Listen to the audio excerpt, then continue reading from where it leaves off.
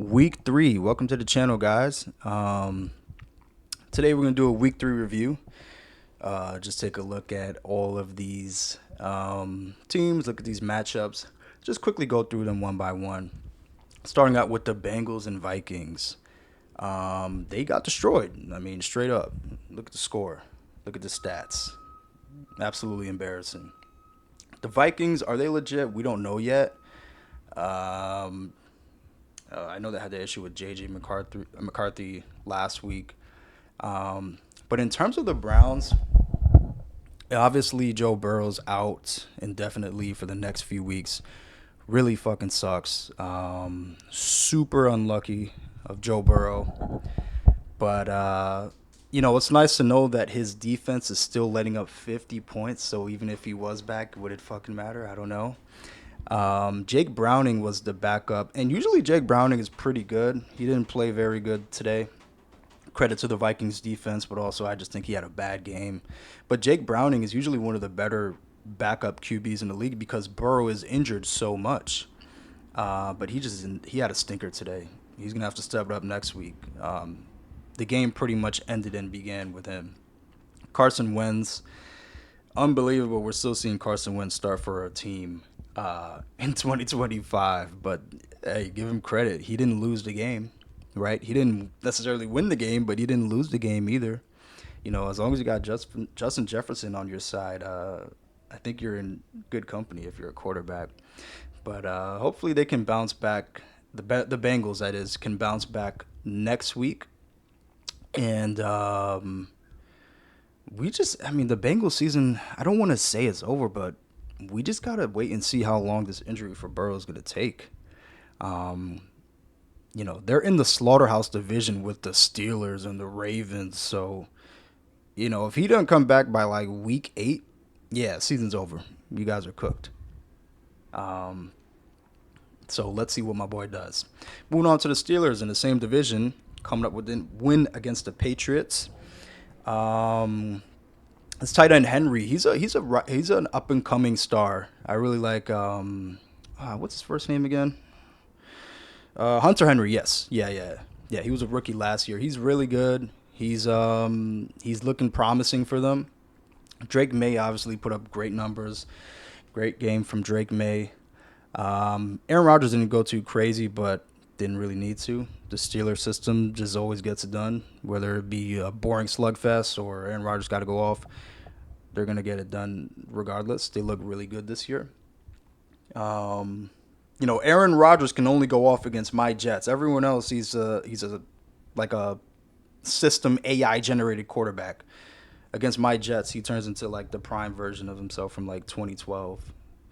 But yeah, I mean, Drake May looks really good. I am a believer in Drake May. His ceiling, I mean, how I don't know what his ceiling is. I guess we just need more time with Drake May. But overall, a good game. I didn't watch much of it, wasn't able to catch much of it, but a good game from both teams. Well contested on both sides. The Colts. Mr. Goofy Goober himself, Daniel Jones. The Daniel Jones era has started. Daniel Jones has led a team to a 3-0 record and is winning his division. Now his division is dog doo-doo. And the strength of schedule for the Colts these first 3 games has been laughable. So that has to be taken into account. But what the hell? Daniel Jones is like balling the fuck out of nowhere. It's insane. Cam Ward had himself a good game too. Same with Jonathan Taylor. Jonathan Taylor is one of the best running backs in the league. Super underrated. But yeah, aside from that, this was pretty much a beatdown, a blowout from start to finish. Not really much to get excited about, but overall good win for Colts. We'll see what they do next week. I got to see who they play, but we'll get into that in the predictions video for week 4, which will come out in about 2 days. So I'm excited for that. But yeah, good win from the Colts. They got their owner on the field, like listening to plays and calling plays. I don't know if she's really doing anything, but whatever. Um, yeah. What is it? Oh, Texans and Colts. Yo, CJ, bro, let's get right, bro. Are you an elite quarterback or are you not? Right? Was it just a 1 year thing? Was it a rookie year, beginner's luck type of thing? Or are you legit, man? It's really time to prove it. You guys don't have a win in the division yet, and it's not the worst thing in the world. I wouldn't completely cut them out of the playoffs because this division is so horrible, and Daniel Jones can go back to being a scrub next week for the rest of the season, knowing that guy. So Houston's chances of making the playoffs are not toasted by starting off 0-3 like most teams would because the division is just such garbage. But yeah, CJ Stroud, man,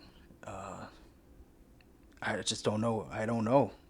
Right? It's such a I don't know type of thing. Now they are missing some pieces. Like obviously he's missing his wide receiver one from last year. Obviously Joe Mixon has been injured. I don't know if he's out indefinitely. I gotta like check on that. But Joe Mixon is out for a good amount of time. Trevor Lawrence stepped up, played well this game. Travis Etienne, such a hard runner, even though he didn't have such a monster game, but he's just such a tough guy for the front line of the defense to deal with because he just goes at you like nonstop. So Travis Etienne, I enjoy watching him. Travis Hunter hasn't been playing bad as a wide receiver. He hasn't been playing bad. I knew he could play cornerback in the league. The wide receiver position was the other, X factor that I think a lot of people didn't know if you could play wide out, right? He's been playing decent. If you look at his numbers, I think he has a couple like 3-4 catch games of like 40 yards. He's just not really running those long routes for the long ball. I guess they're not drawing those plays up for him to get the long ball, but I think he's capable of it. At least he looked like it in college. I know the NFL is a different game in terms of the athletic ability, but offensively, he could run those deep routes in college. Him and Shador was connecting on that in college. So I would like to see him get more of those plays drawn up for him now. But I guess only time will tell. Listen, good win for the Jaguars. They did what they needed to do. And yeah, they're in second place in the division. So we'll see how they play for the rest of the season. This division is completely up for grabs. It's a Care Bear scrub division. Anybody can win it. Even Tennessee should. But yeah, should be interesting how the season goes forward for Jacksonville and if they get Travis Hunter involved more in that offense.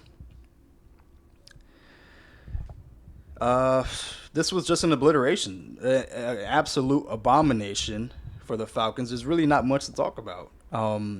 Michael Penix Jr. Um, bro, are you a Care Bear quarterback or are you legit? You're another guy, bro. They brought you in here. They got rid of Kirk Cousins, which I actually disagree with last year. I think they gave up on Kirk Cousins way too early, and they gave up on him like I think it was like with 3 games left in the season when they were still fighting for a playoff spot. Very questionable for the Falcons to make that move. So it seemed like they really trusted this guy, but he hasn't been playing that great to start this season. So let's see. Let's see what he does. Bryce Young, another car seat quarterback, 4'11 midget quarterback, 120 passing yards, still wins the game. That was pretty crazy. I didn't catch too much of this game, to be honest with you, because once I saw it was a blowout, I was like, yeah, I'm not keeping up with this. Doesn't matter. These teams suck, man. These teams are garbage. Bryce Young is a 4'11 midget quarterback. So we know who's going to win the division in this division. So it's not really exciting between these teams. Tampa Bay all the way, which we will get into shortly, who played my Jets. Crazy ending to that game. Now we get to the Eagles. The thumbnail of this video is Jalen Hurts. I know some of you guys are probably going to be irritated by that. But, I mean, this guy has plot armor through the freaking roof. I don't get it, bro. I don't get it. Now, Granted, he played well this game. He actually stepped up and played well because Barkley got shut down for the most part. So Jalen Hurts did play well this game, but like unbelievable. Matt Stafford has this great drive, last minute drive, clutch drive. Matt Stafford, I always roll with Stafford as being one of the clutchest quarterbacks in the league for years now. He gets down the field and then fucking gets the field goal blocked. The game-winning field goal, which was a chip shot. It was like 30 yards. Game-winning field goal just happens to get blocked by divine intervention and run back down for a touchdown. And I know a lot of bettors were super heated about that because that fucked up the spread for a lot of guys. But like, how many times could this guy get lucky like this? Like, God, Mr. Perfect, Mr. Give a fucking speech to a bunch of kindergartners. I don't know. He's a little bit of a Care Bear himself, Jalen Hurts, but he did ball out. He balled out. Give him credit. Oh yeah, Puka Nacua and AJ Brown balled out as well. I just remembered that too. Like, somebody on YouTube is probably gonna make a wide receiver duel battle between these guys for this game because it was really that entertaining with these guys. They made some great catches. They had some great route running between the two of them. They were just cooking all game, all game. So some highlight plays between these two guys. And Puka Nacua, I mean, what can you say about him? He's, in my opinion, he's in contention for best receiver in the league for the past 2 years. I really believe that, especially with Stafford at quarterback. So, yeah.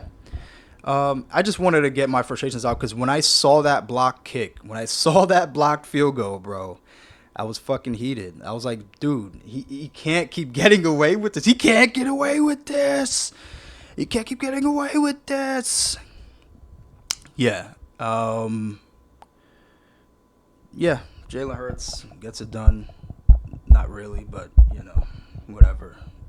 Mr. Perfect. Still not a top 5 quarterback.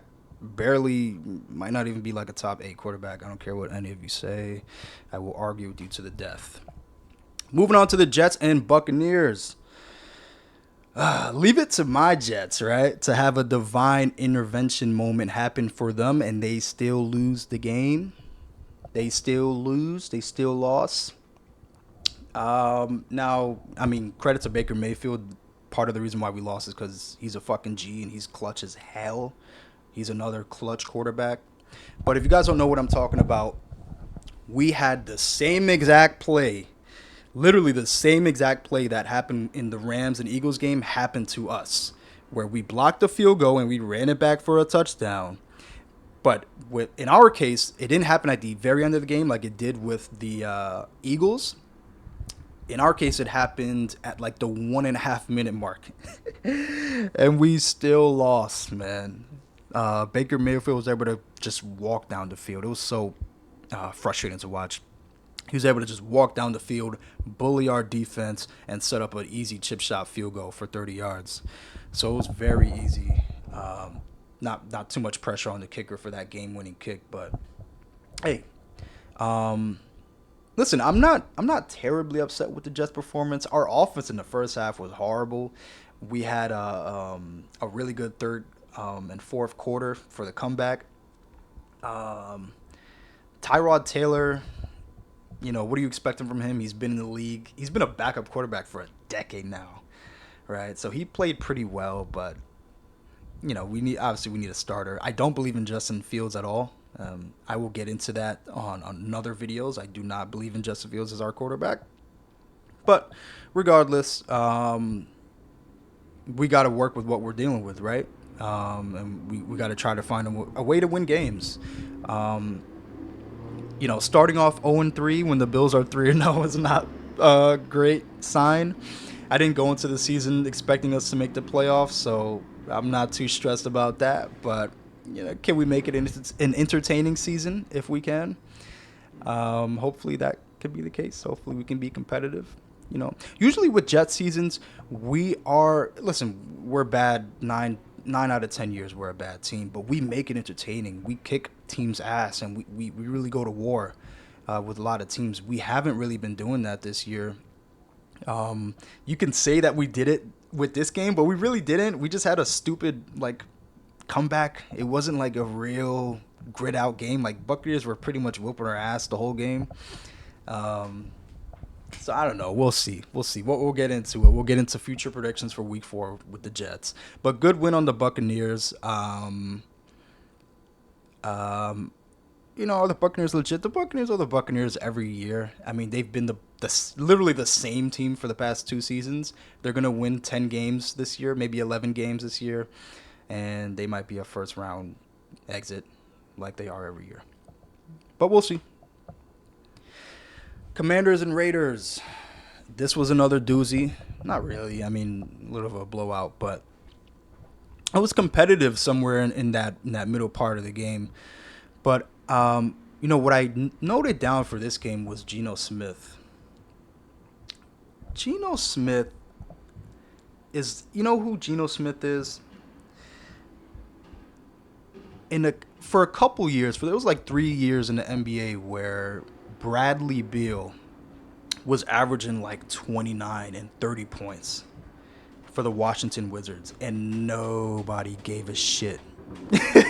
Nobody cared. No one cared. It was the most unimpactful 30 points per game I've probably ever seen in my personal lifetime in NBA history. Okay, and I just get that sense from Geno Smith. Like he just put up 300 yards, and 3 touchdowns, but it just doesn't feel impactful.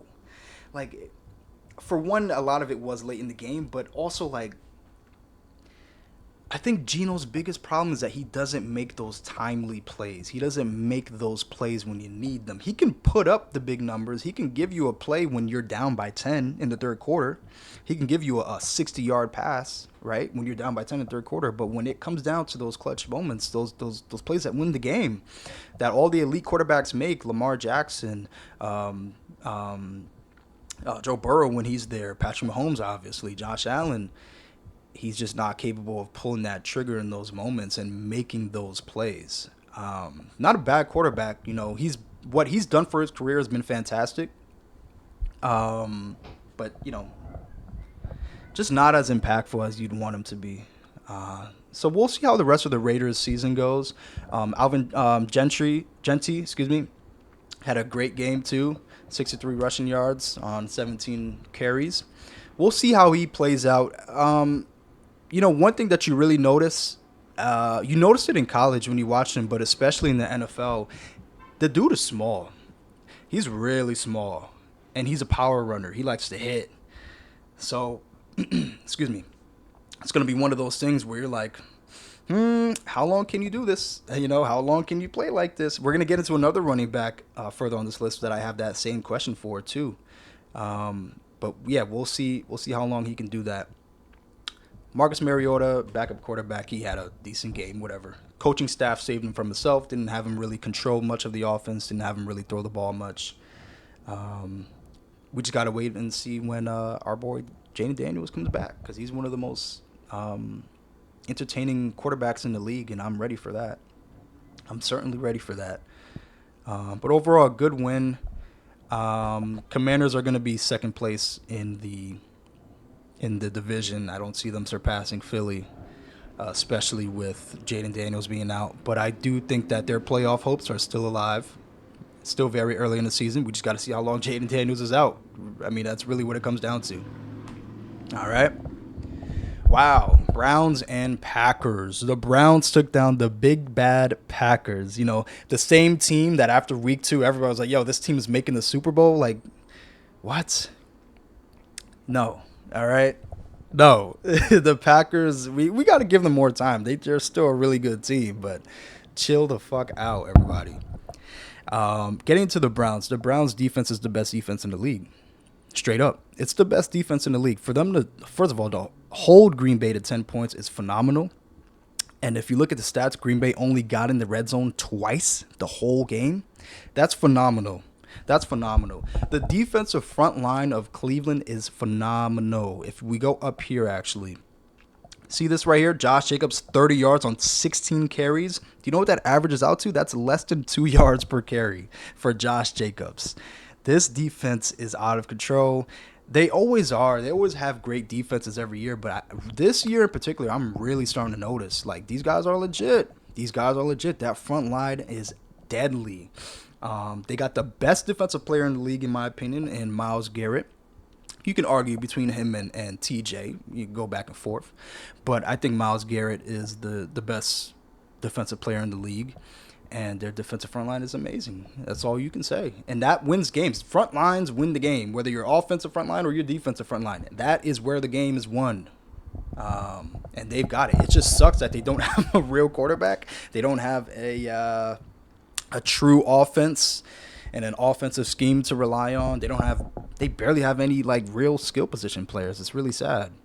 Um, but let's see. Let's see how they can. No, I was gonna say how they can turn things around. No, there's no way that they can turn things around. Their offense is horrible. But a great win today. Great win from them today. But I just unfortunately I don't see them really going too far because of that offense. You need an offense to win in the modern NFL and a quarterback. Chargers and Broncos. I wasn't able to catch too much of this game. For a lot of this game, it was pretty boring. Every time I tuned in, wasn't much going on. But overall, good win for Chargers. I saw some clips online of Bo Nix and Sean Payton going head to head, arguing on the sidelines. That's not good.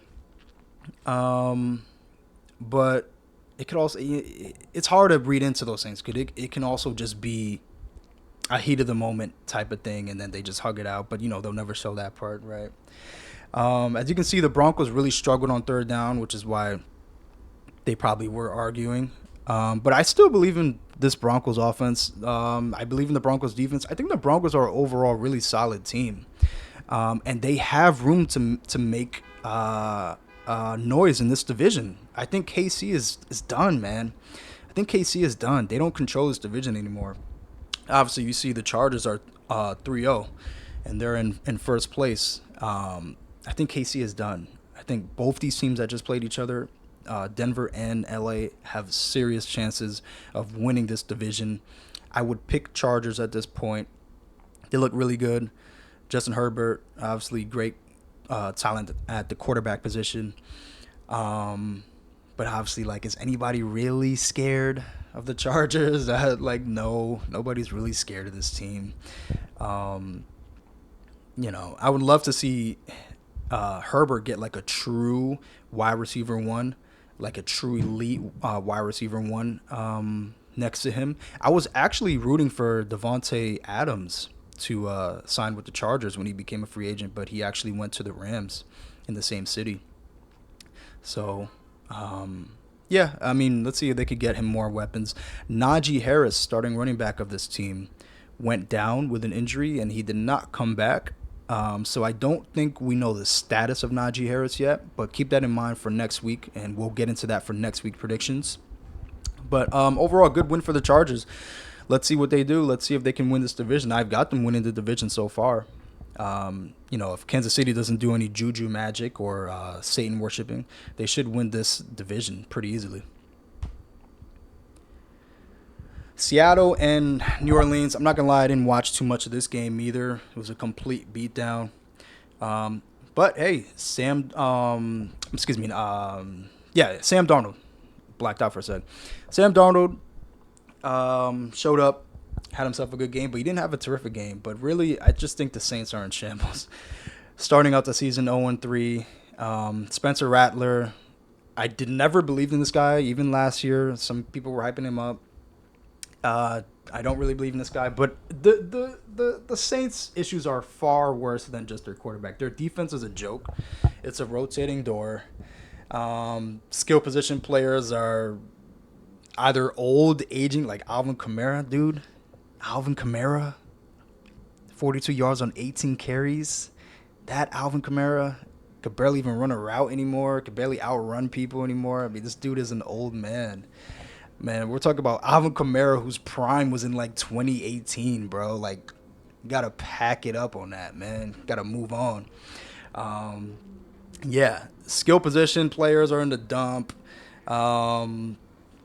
Oh, Chris Oliva is back. Okay, I didn't see that.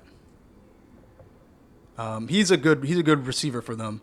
But for the most part, yeah, they don't have many weapons. They don't have a quarterback, and their defense is a rotating door. I mean, every single aspect of the game of football for the Saints is garbage. So I wouldn't be surprised in a week or two they just go straight into tank mode and start looking at draft picks.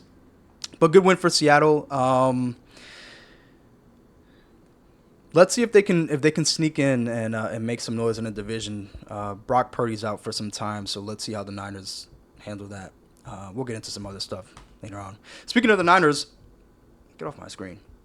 Speaking of the Niners, this game was a snooze fest, bro. It's absolute snooze fest. It was a field goal battle up until freaking I believe like 7 minutes. Oh yeah, we are here. 8 minutes into the fourth quarter.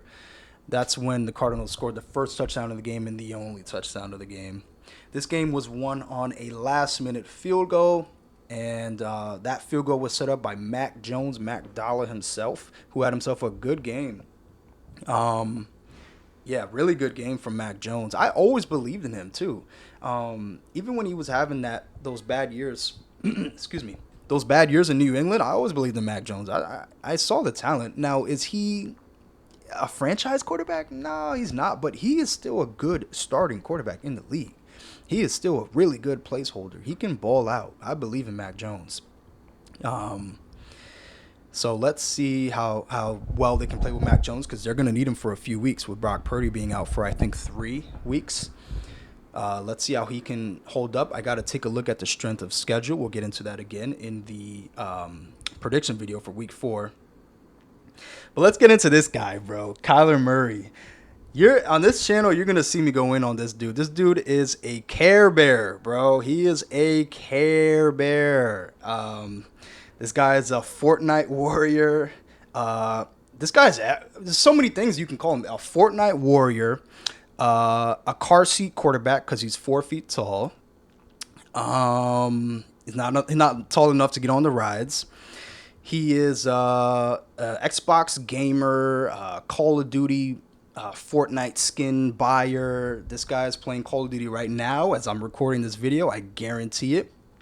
Open up 2K My Team packs. All right, this is who the fuck this guy is. This guy doesn't care, bro. He just got paid 2 years ago. He got paid like 180 million. He doesn't give a shit. It's all guaranteed money. This guy does not care, bro.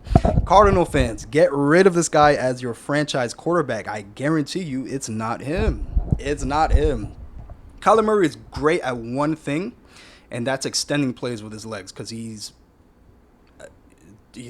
a car seat quarterback. So he has quick movement. He's fast on his feet. He's shifty.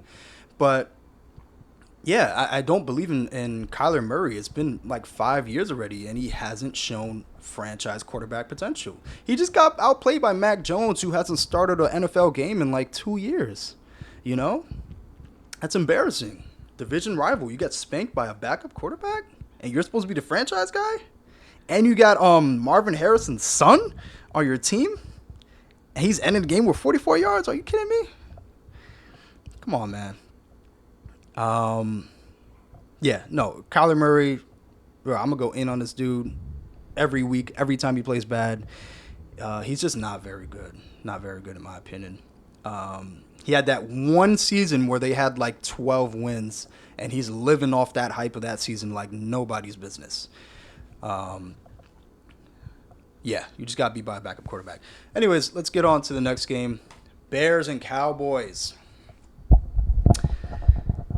Listen, I know it's like a ritual for like all the NFL fan bases to just go in on the Cowboys. We hate the Cowboys. I actually want the Cowboys to be a good team this year. Like, I actually cheer for the Cowboys to be good. Now, granted, my favorite team is in the AFC and the Cowboys are in the NFC, so I can cheer for them to be good and it doesn't affect my team. But I wouldn't mind watching the Cowboys make a Super Bowl run. I want to see it at least before I die, at least before my time on this earth is gone, right? I think the NFL is a better product when the Cowboys are good. Just like the NBA, when the Lakers are good in the NBA is a better product. Even if you hate the Lakers, when the Lakers are a good team, the NBA is doing better. So I hope that the Cowboys can turn it around, but I don't think that they will this year. Um, yeah, both quarterbacks played well, but the biggest Achilles heel for the Cowboys in this game, and really in this season in general, when you really break it down, is their execution. There was so many times in this game where the Cowboys marched down the field and they just couldn't execute. If you look at the red zone stats, 1 of 4 in the red zone. Yeah, you're not going to win a game like that. You're not going to win a game like that. They lost by 2 touchdowns, and they made the red zone more. They got into the red zone more than the Bears did, right? Um, so yeah, that's a major problem. That's a major hit right there. Dak played pretty well in this game. He had a really unlucky interception that just bounced off of his receiver's hand and literally landed right into the defensive defender's hand. So it had nothing to do with him. That was a really timely interception, and it was bad because it was in the fourth quarter when they were making a comeback and they were down 2 touchdowns. So that essentially decided the game right there. Just poor execution overall. Let's see what they can do. They got a whole new coach in there, new coaching staff. Let's see what they can do. But unfortunately for Cowboys fans, I don't have much faith in you. And CeeDee Lamb is out for a couple weeks. He went out in this game and he never came back. That's another huge hit. Um, so let's see how they play it out. Jake Ferguson, I like to give him his credit. 13 receptions. That's pretty phenomenal on his end. Dak loves his tight ends. Tight ends for Dak Prescott are his safety blanket. Whenever he's in trouble, he just dumps it off to the tight end for another 6, 7 yard pass. And Ferguson is pretty good at yards after the catch as well. He can run after he gets that ball, and he's very quick and maneuvers very fast. He's shifty on his feet for a big guy. I like Ferguson. Let's see how he can keep that up for the rest of this season. Caleb Williams now. We got to get into this. Caleb Williams,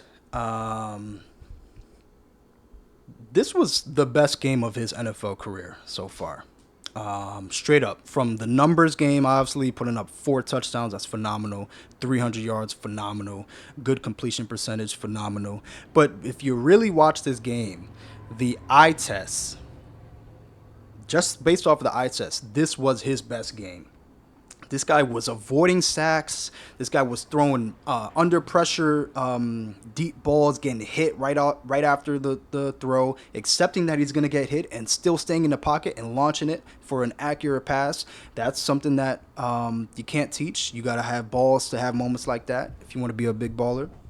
And he was just really shifty with his legs as well. In the pocket, he was great at scrambling. He was getting around the rushing.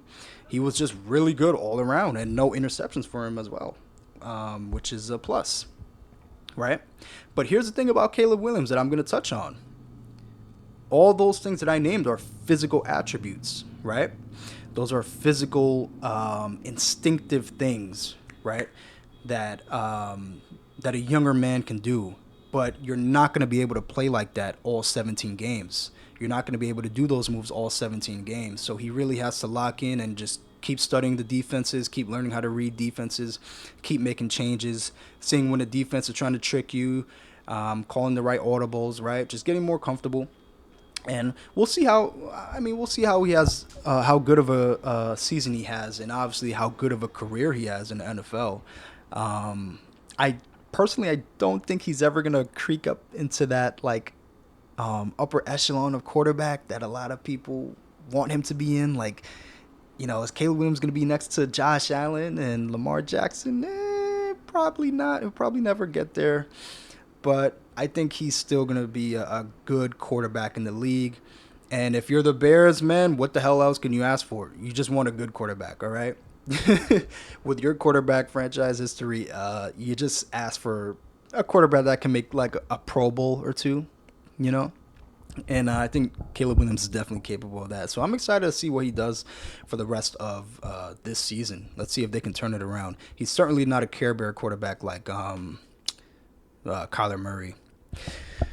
Giants and I almost said Patriots. Giants and Chiefs. pretty good game. This became pretty decisive once we headed into the third quarter and fourth quarter. The Chiefs took care of business. They needed this game. I mean, they were going to win this game no matter what. They absolutely needed this game. This was the game to save their season, quite literally. Starting off the season 0-2. Russell Wilson just had a bad game this year. I mean, I'm sorry, this bad game, Sunday Night Football. He actually just got benched like an hour before I recorded this video. And we're going to see Jackson Dart come through. I'm excited for that. I wanted my Jets to draft Jackson Dart. I truly did. I wanted my Jets to draft Jackson Dart. And it's crazy because Justin Fields, who was our starter that we signed, he's out right now with a concussion. So Jackson Dart would literally be playing for my Jets right now. So that hurts me.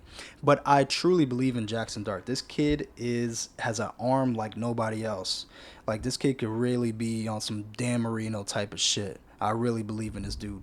I almost believe in him more than Cam Ward. Like, honestly, like, the footage that I've seen and that physical attributes, I mean, obviously he has to go in there and prove himself, but I think the Giants are going to be very pleasantly surprised next week. And for the coming weeks, because he's probably going to play more than just 1 week. But overall for this game, not anyone had too special of a performance. I'm going to be real with you. But, yeah, the Chiefs just came in and they handled business. There really wasn't too many highlights in this game, even to begin with.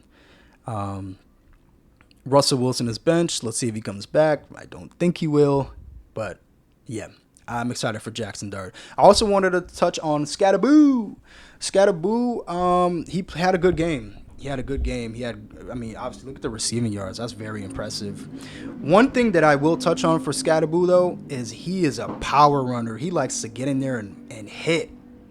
And, man, like, it gets you wondering, like, how long can he sustain that? How long can he keep that up, right?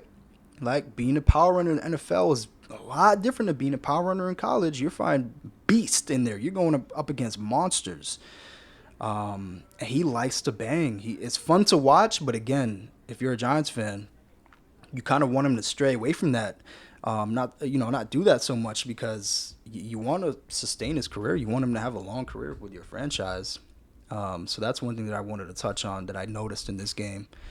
But the Giants defense looked good up until halftime, and they got cooked. But yeah. That's pretty much it on Sunday Night Football. And then we just ended right here with Monday Night Football. This was a very entertaining game. Very fun game. I think it lived up to the hype. The Lions, man. The Lions are the Lions. Everybody was scared, right? Everybody was scared when they lost their offensive coordinator. They lost their defensive coordinator. Everybody's, trembling, thinking that, it's all over. No, they're still that team. They still got Jahmyr Gibbs. They still got David Montgomery. They still got Jared Goff. They still got Sam Laporta, who's one of my favorite tight ends to watch in the NFL right now. And they still got that defense, and they still got St. Brown. I mean, this team is still loaded as hell, man. This team is still loaded. It doesn't matter, right? One thing that I will say about this, about the Lions' performance today, one thing that they really did a great job of was maintaining time of possession, right? In the second quarter, they had that one drive that lasted 9 minutes, just killing the defense. And that's how you beat elite quarterbacks. The way that you beat elite quarterbacks is you just don't give them the ball. Like, I wish more teams would just implement this strategy of just, these running plays, these short passes, killing clock, getting that defense exhausted, and getting that star quarterback on the sideline, getting him cold, right? So that's what they really did. I mean, and Lamar didn't even play bad, but he just didn't have that many opportunities. Lamar had almost 300 yards this game, 3 touchdowns. Now, some of that was in a bit of like a comeback effort on Lamar's end. But, regardless, he played pretty well. Now, one thing that the Lions did do when Lamar was out there that was really impactful was their blitzing. They blitzed the hell out of this team. I mean, they were blitzing like 3 plays in a row, just blitz, blitz, blitz, hard blitzes, and that threw Baltimore off their game. That really did. I mean, some of those hits on Lamar were pretty tough too. Even after he was throwing the ball, he was getting hit. They were hitting him. They were making him feel that presence, man. So, that's one thing that Baltimore has to look into going into their future, man. You can't just have your team be your offense be completely blown apart by just constant blitzes. That's a little hole in their offense that I'm pretty sure Harbaugh is going to work on. Obviously, he's a great coach.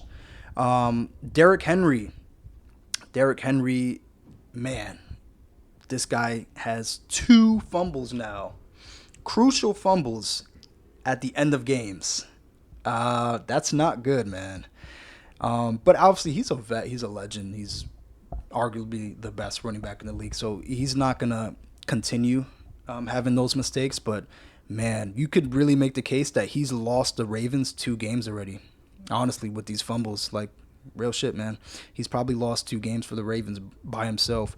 But guess what? He's going to turn around and win like another 3 or 4 games for them this season. So I'm not terribly worried about it. Ravens are still good. They're 1-2, but guess what? Every year, if you look at the schedules, every year the NFL throws the Ravens to the Wolves the first like 3 games of the season. The first 3 games of the season, they face like the defending champs, then they face like the defending the Super Bowl contenders, and then they face like another elite team, and then after that their schedule like curls off and they face like 7 like mid teams in a row. So I definitely see their record balancing out. So I'm not too worried about the Ravens, but shout out to the Lions. Shout out to David Montgomery, who balled out. Shout out Jahmyr Gibbs. That running back duo is a problem. Probably the best running back duo, definitely of the 2020s, maybe even of the 2010s. I mean, I'm going to have to do some research and see what running back duo really fucks with this duo, because I don't see it. But shout out to Detroit.